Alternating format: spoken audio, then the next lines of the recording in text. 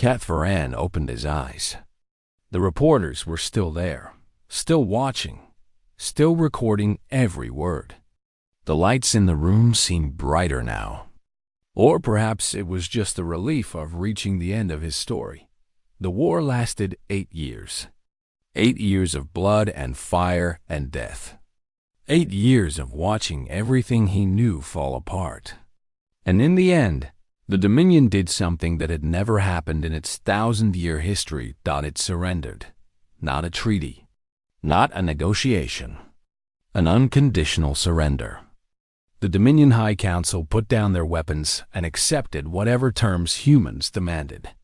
They had no choice. 60% of their military was destroyed. Their subject species were in open rebellion. Their own people were starving because human raids had broken their supply lines. The mighty Dominion was broken. Catharan was present at the surrender ceremony. He was one of the few senior officers still alive. Most had died in battle or taken their own lives rather than face defeat. But Catharan wanted to see it. He needed to see it. He needed to understand how his people had fallen so far. The ceremony was held on a Dominion space station near the center of their former empire. The High Council sat at a long table. Their robes were torn and dirty. Their faces showed exhaustion and shame. They looked like prisoners, not rulers. The humans arrived on a shuttle from the Defiant Hope. The ship was still flying, though it was covered in scars from 100 battles. It had become a symbol. Every species in the galaxy knew what that ship meant. Admiral Patricia Vance walked into the room first. She was 68 now. Her hair was completely white. Her face was lined with years of war. She moved slowly, like someone whose body was tired but whose spirit refused to stop. Behind her came the others. Catharan recognized some of them from intelligence reports. Maria Delgado, the resistance leader from Kepler's Hope. Her hair was gray now, but her eyes still burned with the fire he remembered from their first meeting. Lieutenant Cody Barnes, the navigator who had made the Defiant Hope's impossible jumps possible. General Rosa Medina, who had led the campaign that brought the Dominion to its knees. And behind them, in rows that stretched back to the shuttle and beyond, were soldiers. Human soldiers. Men and women of every age. Some were young, barely old enough to fight. Some were old, with white hair and wrinkled faces. Some were missing arms or legs or eyes. All of them had the same look in their eyes. The look of people who had survived something terrible and come out stronger. 1,000 humans filled that station. Each one represented millions who had died. Each one carried the weight of a species that had refused to be conquered. The High Council leader stood. His voice trembled as he spoke. "We accept your terms. The Dominion surrenders. What do you demand of us?" Admiral Vance did not answer immediately. She looked around the room. She looked at the broken council members. She looked at the Dominion guards who stood with their weapons lowered, afraid to meet human eyes. Then she spoke. Her voice was quiet, but it filled the entire room. "We did not ask for this war," she said. "Your people came to our homes. Your soldiers killed our families. Your weapons destroyed our worlds." She paused. 4 million people died on Eden's Rest. They had done nothing to you. They were just living their lives. And you erased them in 1 hour. She stepped forward. The council members flinched. "We will not forget what you did. The humans who died in this war will not be forgotten. Their names will be remembered forever. And the galaxy will remember what happens to those who attack humanity." She stopped directly in front of the council leader. She was small compared to him. Her head barely reached his chest. But he was the one who looked afraid. "We are not going to enslave you," Admiral Vance said. "We are not going to destroy your worlds or kill your people. That is not who we are." She leaned closer. "But we will be watching forever. If you ever threaten another species, if you ever try to build your empire again, If you ever forget this lesson, we will come back. And next time, we will not be so merciful." She stepped back. That is all. This war is over. The silence that followed was the loudest sound Catherine had ever heard. The reporters in the interview room were quiet. Some of them were taking notes. Others were simply staring at Catherine with expressions he could not read. Fear, perhaps, or wonder, or both. One reporter finally spoke. "What do you want the galaxy to understand about humans?" Catherine thought about this question for a long time. He thought about Danny Ortiz flying his broken ship into a Dominion flagship. He thought about Maria Delgado fighting with farming tools against a professional army. He thought about Eddie Tran's smile as he walked into the command center. He thought about Pete Kowalski promising revenge with dead eyes. He thought about Admiral Vance standing small but unbreakable before the conquered Dominion. "Humans are not the strongest species," he said finally. "They are not the most advanced. They do not live the longest, or think the fastest, or breathe the quickest." He leaned forward. "But they do not break. They do not surrender. And they do not forgive." He touched the burn marks on his shell. The marks that would never heal. The marks that reminded him every day of what he had survived. When you fight a human, you are not fighting one soldier. You are fighting every human who has ever lived and every human who will ever be born. Their dead do not leave them. Their fallen become fuel for the living. They carry their ghost-like weapons. He looked directly at the cameras. He knew billions of beings were watching. Species who had never met humans. Species who might one day think about attacking human space. "I survived the human war front," Catherine said. "Most did not. And I tell you now, to every species listening, if you have any quarrel with humanity, settle it with words. Sit down at a table. Talk. Negotiate. Compromise. Do whatever you need to do to find peace." His voice grew harder. "Because if you fight them, they will not stop. They will not give up. They will not accept defeat. They will keep fighting until one of you no longer exists." He paused, and it will not be them. The interview ended. The cameras stopped recording. The reporters left, carrying Catherine's words to every corner of the galaxy. Years later, those words would be taught in schools on 1,000 worlds. They would be quoted by leaders trying to explain why their species had chosen peace with humanity. They would be remembered by generations who never knew war. And somewhere on Earth, on a green hill overlooking a rebuilt city, a memorial stood. On it were carved 4 million names from Eden's Rest, and below the names, a single phrase that humans had chosen to remember their dead. "We did not start this war, but we ended it. For them. For all of them, forever." The wind blew across the hill. The names shone in the sunlight. And humanity looked up at the stars, watching. Always watching. Just as Catherine had warned. Just as they always would. The hour passed slowly, like a held breath that refused to release. Zethro kept his sensors focused on the human ship, recording everything he observed. What he saw made no sense to him. He had watched dozens of species face death over his long career, and they all behaved the same way. They panicked. They fought among themselves. They wasted their final moments in despair and regret. The humans did none of these things. Instead, they worked. Every single person on that ship was doing something useful. It was as if they had forgotten they were about to die. Or perhaps, Zethro thought, they simply did not care. On the bridge of the Starward Hope, Lieutenant Kevin Gray ran combat simulations on his tactical console. The screen showed failure after failure, red numbers and warning lights, telling him that victory was impossible. He ran the simulations anyway. Each time, he learned something new. Each failure taught him what not to do. "Captain," he said without looking up, "if we can draw them into the asteroid field, We might be able to use the rocks as cover. The larger Varathi ships will have trouble maneuvering in tight spaces. Warren stood beside him, studying the same screens. What about their smaller escorts? That's where it gets tricky. We'll have to deal with them one at a time. Hit and run.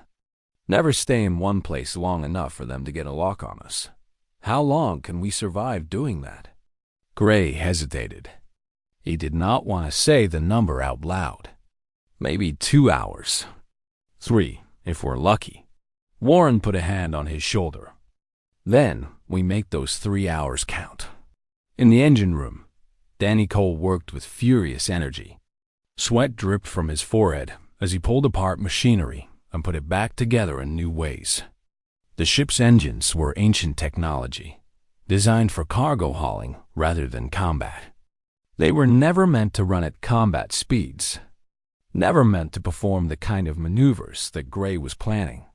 Cole was going to make them work anyway. Talk to me. Old girl, he whispered to the ship as he rewired a power junction. I know you're tired. I know you're hurt. But I need you to give me everything you've got.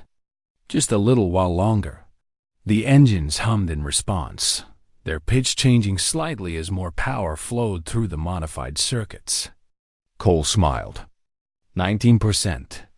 It was not much, but it was better than before. Hannah Webb emerged from a maintenance shaft, her face covered in grease and dust. Chief, I finished rerouting the power from decks 9 through 12. We've got an extra 8% to work with. Cole nodded. Good work. Now I need you to do something crazy. Webb raised an eyebrow. Crazier than crawling through a burning maintenance shaft? I need you to disconnect the safety limiters on the main reactor. Webb stared at him. The safety limiters existed for a very good reason. Without them, the reactor could overload. An overloaded reactor meant a very large explosion. Chief, if we do that, I know what it means, Cole said.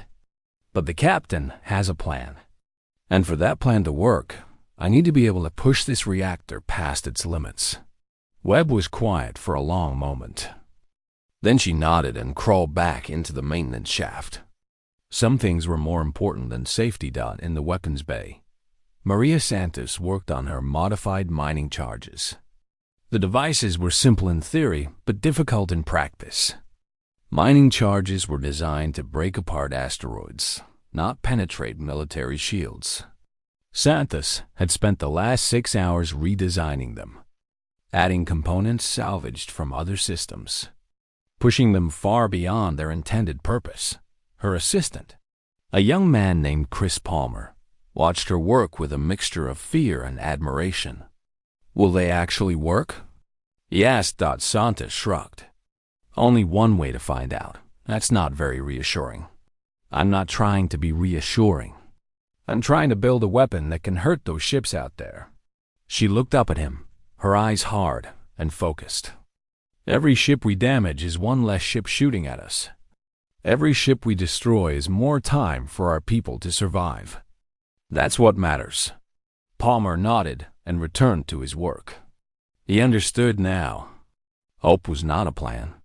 Hope was what you held on to while you did the actual work.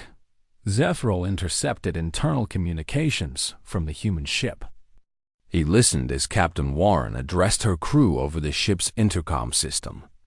Her voice was calm and clear, without any trace of fear or desperation. This is the captain speaking. I'm not going to lie to you. The odds are against us. We are outnumbered, outgunned, and outmatched in every way that matters. By every logical calculation, we should already be dead. She paused, and Zephril leaned forward in his observation pod. But here's the thing about humans. We've never been very good at math. We've never been good at knowing when to quit. Our ancestors crossed oceans in wooden boats. They climbed mountains that should have killed them.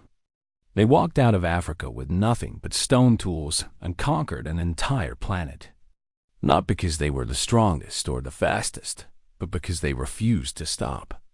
Zephril made notes, trying to understand.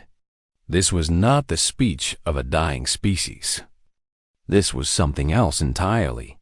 The aliens out there think they know what we are.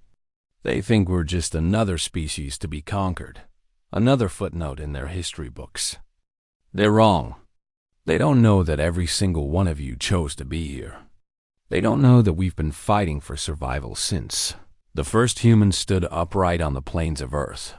They don't understand that we don't fight because we think we'll win. We fight because that's what we are. That's what we've always been.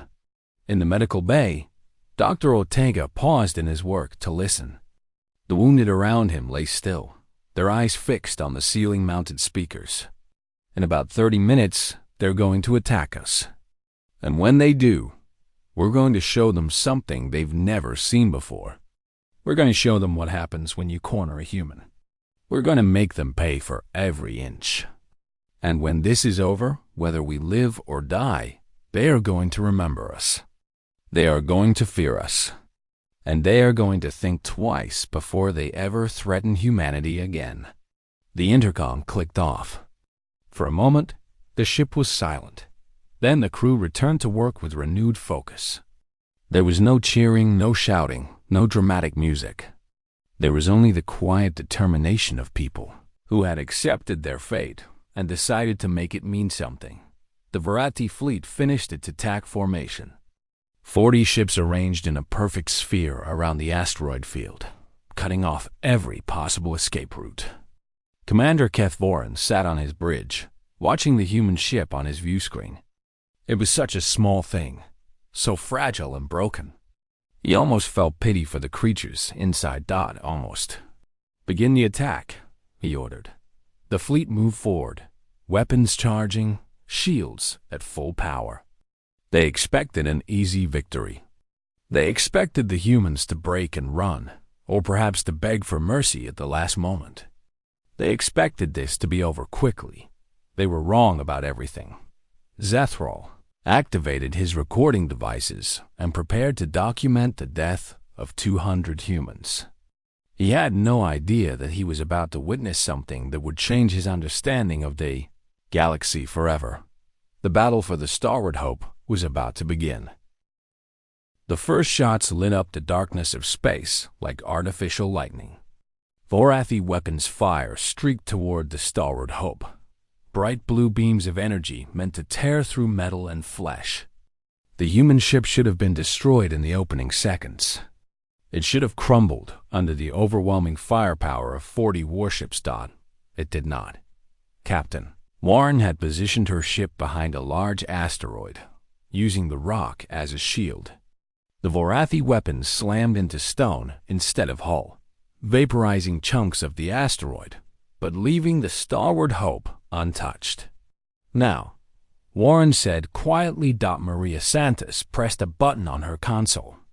2 modified mining charges launched from the ship's cargo bay, their small engines pushing them at maximum speed toward the Vorathi flagship. The devices were invisible against the backdrop of the asteroid field. Too small for standard sensors to detect. Commander Keth Voran did not see them coming. The charges struck his ship's shields and detonated. They should not have been able to penetrate military-grade shielding. Mining equipment was not designed for warfare. But Santos had spent 6 hours rebuilding those charges, adding components that focused the explosive force into a single concentrated point. The shields held for exactly 1 second before collapsing. The explosion ripped through the Vorathi flagship's forward section. Fire bloomed in the vacuum of space, silent and deadly. 3 smaller ships in close formation were caught in the blast wave. 2 of them broke apart immediately, their hulls torn open by the force of the detonation. The third spun away, disabled and burning. Zethral's observation pod shook from the distant explosion. He stared at his sensor readings, unable to believe what he was seeing. 4 Vorathi ships destroyed or disabled in the opening seconds of the battle. That was not supposed to happen. That was not possible. He rewound his recordings and watched again.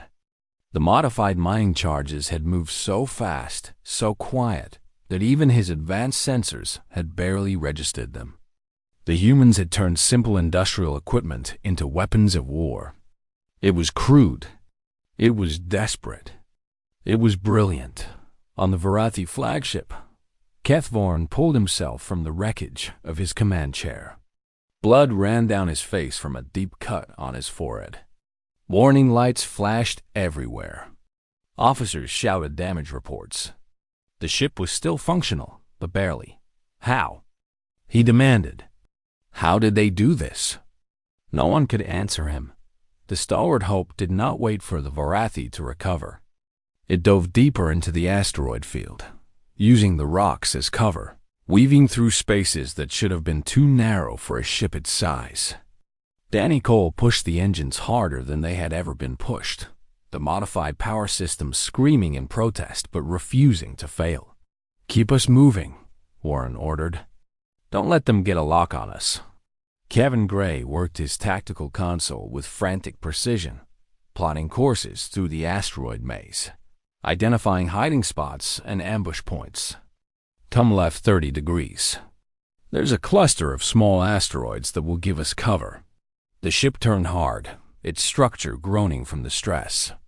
Crew members grabbed onto walls and consoles to keep from being thrown across their stations. Nobody complained. Nobody hesitated. The Varathi fleet pursued, but they were not built for this kind of fighting. Their large warships had to slow down to navigate the asteroid field. Their formation broke apart as ships tried to find paths through the rocks. They could no longer coordinate their attacks.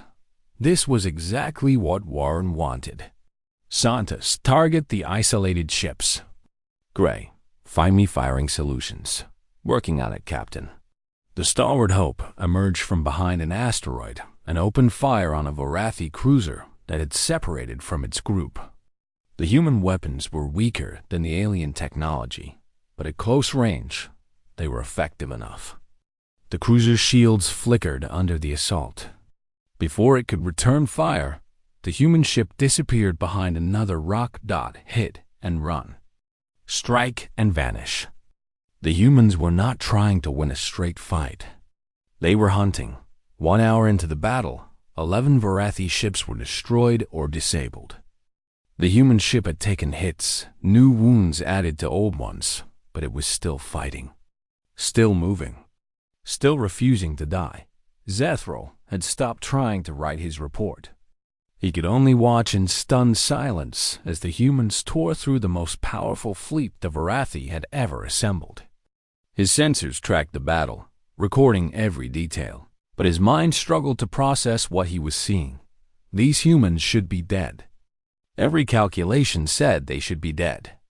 And yet they fought on, using every trick, every tactic, every desperate measure they could think of. He observed the human crew through his long-range sensors. They were exhausted. Some of them were wounded. The ship around them was falling apart. Fires burning in multiple sections, power flickering in others. And still they fought. On the bridge, Warren stood at the center of chaos. Smoke filled the air. A console exploded nearby, showering sparks across the deck. She did not flinch. "Damage report," she called out. "Shields are gone," Gray reported. "Hull breaches on decks 2, 5, and 8. We're losing atmosphere faster than we can seal the leaks." "Weapons?" Santos coughed from the smoke, but kept her hands on her controls. 4 mining charges left. Main guns are at 50%. Secondary weapons are offline. Engines? Cole's voice came over the intercom, strained and tired. "Holding at 17%, Captain. She's giving us everything she's got." Warren nodded. 17%. It was enough. It had to be enough that the Varathi regrouped outside the asteroid field. They had learned their lesson about chasing the humans into that maze of rocks. Now they surrounded the field, trapping the Starboard Hope inside. No escape, no retreat. But the humans had not expected to escape. They had expected to die from the beginning. Every minute they survived was a victory. Every ship they destroyed was a message to the galaxy. "Captain," Gray said quietly, "they're bringing in their heavy weapons. They're going to bombard the entire asteroid field." Warren closed her eyes for a moment. She had known this would happen eventually. The Vorathi would get tired of chasing her through the rocks and simply destroy the rocks themselves. It was the logical thing to do. How long until they're in position? 20 minutes. 20 minutes. That was all the time they had left. Warren opened her eyes and looked at her crew. These people had followed her into certain death without hesitation. They had fought harder than anyone had a right to expect. They had already done the impossible. Now she was going to ask them to do it again. "All hands," she said over the intercom. "This is the captain. The enemy is preparing to bombard the asteroid field. When they do, there will be nowhere left to hide. We have 20 minutes before that happens." She paused, letting the words sink in. "In 20 minutes, we are going to do something very stupid. We are going to attack their fleet directly. Not to win. We can't win. But we can hurt them. We can make them remember what happens when they corner humans. We can make sure that everyone who survives today carries our story to the rest of the galaxy." In the engine room, Danny Cole listened to the captain's words. He looked at the machines around him, the ancient engines that had carried them so far. They had one more miracle left in them. He was sure of it. 20 minutes, he whispered to the ship. "Just give me 20 more minutes." The engines hummed in response, and somewhere deep in their mechanical hearts, they found a little more power to give. The Helen commander, Sovereign Ithrix, took control of the remaining fleet after Kefvarum was carried to the medical bay. She was older than him, more experienced and far more patient. Where the Vorathi commander had been aggressive and proud, Ithrix was cold and calculating. She did not chase enemies into traps. She brought the traps to them. "All ships form a bombardment line around the asteroid field," she ordered. "We will destroy every rock large enough to hide behind. When the humans have no cover left, we will finish them." Her officers carried out the command without question. The remaining ships spread out in a wide circle, their heavy weapons charging. The bombardment would take time, but it would be thorough. When it was over, nothing would survive in that asteroid field. Zethral watched the Helen strategy unfold and nodded to himself. This was the correct response. Ithrix understood that the humans were dangerous in close quarters, so she was removing the close quarters entirely. It was logical. It was efficient.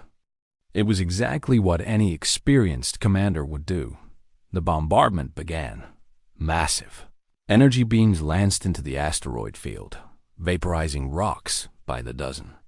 Explosions lit up space like a violent sunrise. The Stalwart Hope shook as asteroids around it were destroyed. The shockwaves battering its already weakened hull. Captain Warren gripped the armrest of her command chair as the ship rattled. On the view screen, she watched her hiding places disappear one by one. The Helen were systematic, working their way inward from the outer edges of the field. They would reach her ship in about 15 minutes. "Status report," she said, her voice steady despite everything. Kevin Gray checked his sensors. "They're destroying the field from the outside in. At this rate, we'll be exposed in 12 to 15 minutes. Options? We can try to stay ahead of the bombardment. Keep moving to areas they haven't cleared yet. But that's just delaying the inevitable. Eventually, there won't be anywhere left to go." Warren nodded. She had expected this. The plan she had in mind was desperate, possibly insane. But it was the only chance they had to make their final moments count. "All hands. Prepare for Operation Last Stand. Non-essential personnel to the escape pods." The crew moved with practiced efficiency. They had drilled for this scenario during the long hour before the battle began. 153 members made their way to the escape pods, taking only what they could carry. The wounded were moved on stretchers, carefully loaded into the small craft. Dr. Ortega supervised the medical evacuations personally. He moved from pod to pod, making sure each patient was secure, checking vital signs one last time. When he reached the last group, he paused. Corporal Amy Flores lay on a stretcher, both of her legs encased in regeneration casts. She had been injured 2 days ago when an explosion rocked the ship during their initial escape from the Coalition ambush. She could not walk, could not fight, could barely move without assistance. "Doctor," she said as Ortega approached. "What's the plan?" Ortega hesitated. He knew what the plan was. He also knew that the medical bay's life support systems would be shut down when they rerouted power for the final assault. Anyone who stayed behind in the medical section would die when the life support failed. "We're evacuating to the escape pods," he said. "You'll be safe there." Flores shook her head. "I heard the captain's announcement. You're going to need the escape pods for something else. For the decoys." She was right. Warren's plan called for launching all 23 escape pods simultaneously, each one modified to broadcast, a signal that mimicked the Starward Hope. The Helen would be forced to split their forces to chase each pod, buying time for the real ship to make its final attack. But that meant there would be no room for passengers on those pods. Not until after they completed their decoy mission. "The pods will circle back after the Helen identified the real ship," Ortega said. "You'll be picked up. I promise." Flores looked at him with clear, knowing eyes. "Doc, we both know the odds of that happening. The pods will be running on automatic. Half of them will probably be destroyed before they can circle back. And even if they do make it, by then?" She did not finish the sentence. She did not need to. "I want to stay," she said quietly. "You can't.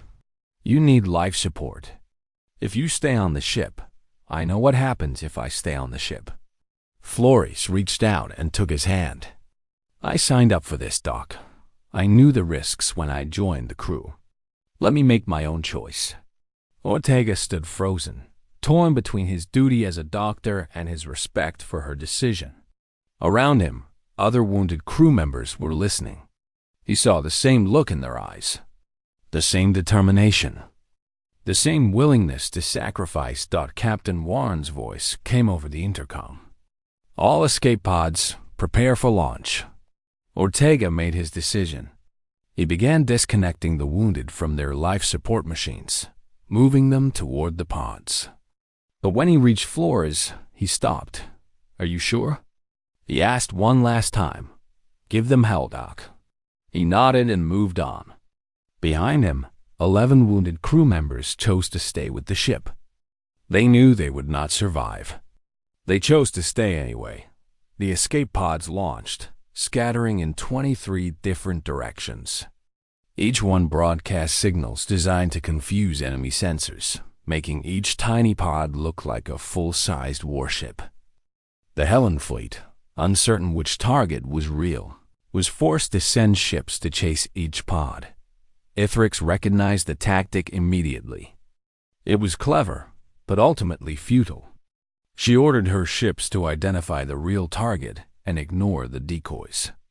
But identification took time, and time was something the humans were buying with their lives. On the Starward Hope, only 47 people remained. The ship felt empty now, its corridors silent except for the hum of machinery and the distant thunder of explosions outside. These 47 had all volunteered to stay. They knew they would not survive. They stayed anyway. Hannah Webb had finished her work on the reactor. The safety limiters were disconnected, the power systems modified to channel every last watt of energy into a single massive pulse. When activated, the pulse would fry the electronics of every ship within a 10-kilometer radius. It would also drain the Starward Hope of all power, leaving it dark and helpless. "Chief," she reported to Cole over the intercom. "The pulse is ready. Just give the word." Cole looked at his engines, still running at 17%, still holding together despite everything. They would need to get close to the enemy fleet for the pulse to work. Very close. "Captain," he said over the ship's comm system, "we're ready down here." On the bridge, Warren nodded. "All hands, this is it. We're going in." The Starboard Hope emerged from the remains of the asteroid field and accelerated toward the Helen fleet. Its engines screamed, pushed beyond all safe limits. Its hull groaned under the stress. Fires burned in a dozen compartments. It was dying, but it was not dead yet. Zethral watched through his sensors as the human ship charged directly at the enemy fleet. It was suicide. Pure, undeniable suicide. And yet the humans did not hesitate, did not slow down, did not show any sign of fear. He began to understand something. These creatures were not fighting because they thought they could win. They were fighting because fighting was who they were. Because surrender was simply not in their nature. Because they would rather die on their feet than live on their knees. It was terrifying. And it was beautiful. The pulse fired at exactly 0512 hours, Galactic Standard Time.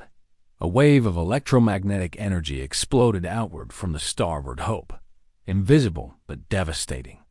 19 Helen and Varathi ships were caught in its radius. Their systems went dark. Their engines failed. Their weapons powered down. They drifted helplessly in space, blind and deaf. The Starboard Hope, now completely without power, continued on its final course. Momentum carried it forward, straight toward the largest Helen cruiser. Warren stood on her dark bridge, surrounded by emergency lighting and the quiet breathing of her crew. The view screen was dead, but she could picture what was about to happen. "It was an honor," she said softly. Around her, 46 voices answered as one. The honor was ours. "Captain." The Starboard Hope struck the Helen cruiser at full speed. The impact was catastrophic, both ships crumpling like paper, fire and debris exploding outward in a silent storm of destruction. Zethral watched it happen, and for the first time in 40 years, he wept. The silence that followed the destruction of the Starboard Hope was profound. For a long moment, nothing moved. The debris field drifted slowly outward. Pieces of two ships mixed together in death. The disabled vessels floated in the darkness, their crews struggling to restore power, to understand what had just happened. Zethral sat in his observation pod, staring at the wreckage. His recording devices were still running, capturing every detail, but he could not bring himself to speak. He had come here, expecting to document the end of 200 humans. He had not expected to witness the end of a legend. The Helen fleet was devastated. Of the 12 ships they had brought to the battle, only 3 remained functional. The Varathi had lost 15 of their 20 warships. The Draxis Collective, who had held back during most of the fighting, had lost 2 of their 8 vessels to debris from the final explosion. Total coalition losses: 26 ships destroyed, 8 more disabled beyond field repair. 64% of the combined fleet, eliminated by a single damaged cargo vessel with a crew of 200. The survivors did not celebrate. There was no victory here. Even the Draxis commander, who had been eager for human blood at the start of the day, looked shaken as he surveyed the wreckage on his view screen. "Retreat," Sovereign Ithrix ordered, her voice hollow. "All functional ships, retreat immediately." No one questioned the command. No one suggested staying to hunt down the escape pods that still scattered through the system. No one wanted to fight any more humans today. The 6 remaining warships gathered their wounded, recovered what survivors they could from the disabled vessels, and fled at maximum speed. They left behind a graveyard of broken ships and shattered pride. Zethral watched them go. Then he turned his sensors back to the escape pods. 23 pods had been launched. 14 had been destroyed during the battle, shot down by Helen ships before they could be identified as decoys. But 9 pods had survived. They drifted now in the outer reaches of the system, their engines cold, their occupants waiting for rescue. 83 humans still lived. 6 hours later, a civilian transport called the Faithful Dawn arrived in the system. It had picked up the distress beacon from the escape pods and come to investigate. The ship was a small cargo hauler, not designed for rescue operations, but its captain, a woman named Rosa Martinez, did not care about design specifications. She pulled every survivor out of those pods. 83 humans, many of them wounded, all of them exhausted. They were given food, water, medical attention, and a place to sleep. They were safe. In the days that followed, the story spread across the galaxy. The Varathi tried to suppress it at first. They claimed the battle had been a minor skirmish, unfortunate encounter with human pirates. But too many of their own soldiers had been there. Too many had seen what happened. The truth leaked out through whispered conversations and encrypted messages. A single human ship had defeated a coalition of 40 warships. Other species heard the story and did not believe it at first. Humans were a young race, barely a century into space travel. They had no great fleets, no advanced weapons, no history of military conquest. They were supposed to be weak. They were supposed to be easy prey. The survivors of the Nexion 7 battle told a different story. They spoke of a human captain who refused to surrender, of crew members who laughed in the face of death, of modified mining charges that punched through military shields, of a ship that kept fighting long after it should have been destroyed, of a final charge into the heart of the enemy fleet, a suicide attack that took 19 ships with it. The Galactic Council requested a formal report from Zethro. He spent 3 days writing it, struggling to find words that could capture what he had witnessed. In the end, he submitted a document unlike any he had ever produced. "I was assigned to monitor humans in battle," he wrote. "I expected to document their defeat, their extinction, their final moments as a footnote in galactic history. Instead, I watched a massacre unfold." But the massacre was not what anyone had anticipated. He described the battle in detail, from the first shot to the final impact. He included sensor logs, communication intercepts, and his own observations. He did not editorialize or speculate. He simply reported what he had seen done, but at the end of his report, he added a section that went beyond simple observation. "I have studied 47 species across my career. I have witnessed courage, desperation, cunning, and sacrifice. But I have never seen anything like what the humans call fighting spirit. It is not rational. It does not calculate odds or weigh costs. It simply refuses to accept defeat."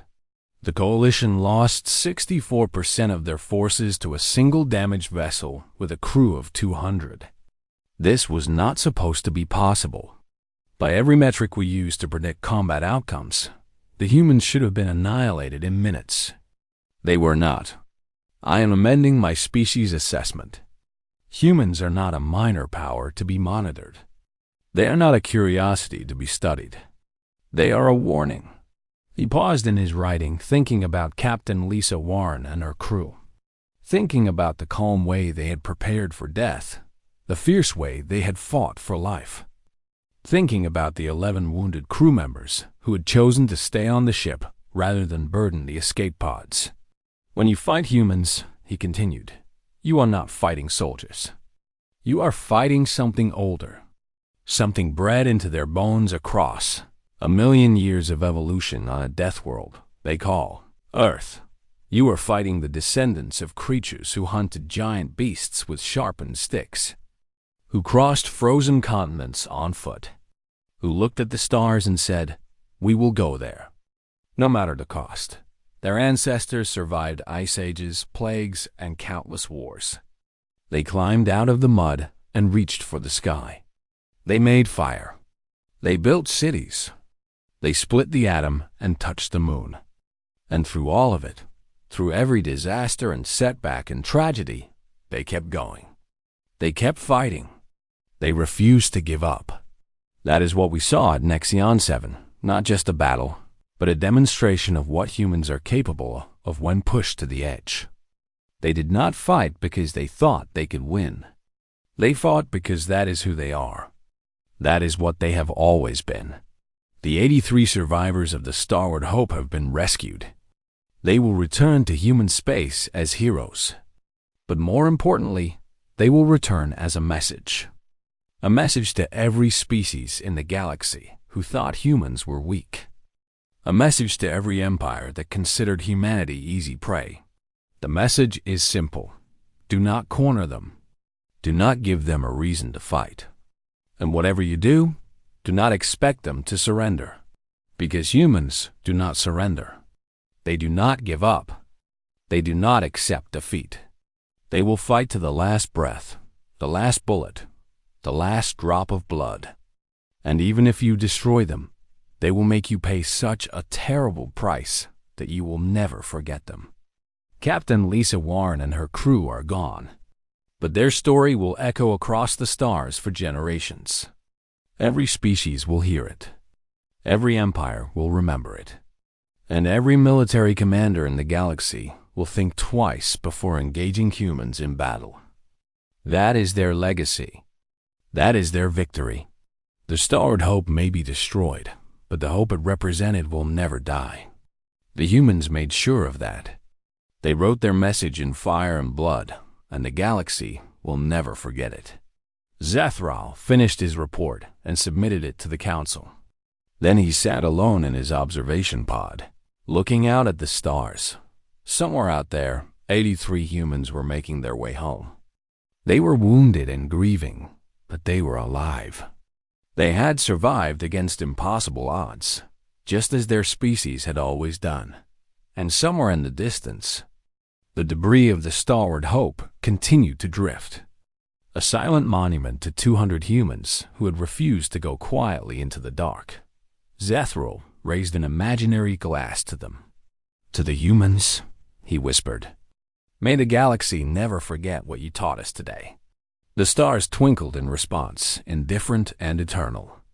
But Zethral knew that somewhere among them, the story was already spreading. The legend was already being born. Humanity had announced itself to the galaxy. And the galaxy would never be the same.